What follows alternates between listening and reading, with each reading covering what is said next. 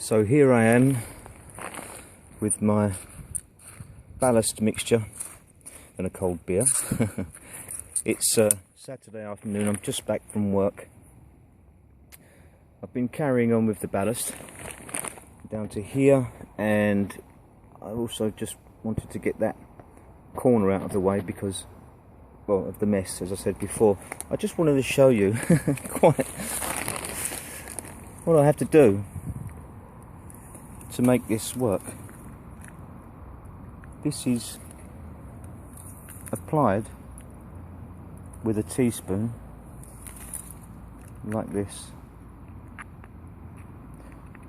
and because the track is the plastic toy track, it doesn't sit on the ballast, so the ballast is really purely it's cosmetic. It serves no structural purpose, but I need to get those pieces in there sealed up. There is a knack, and I've still yet to develop it even after all this time. So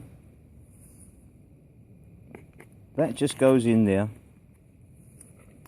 and then I have to slowly work my way along. I can't see you. Can you see me? No. No, I can't see you. You will soon when all these leaves fall down. You'll be able to come and see the railway. Okay, so there's an idea of why this is taking so long. Bye for now.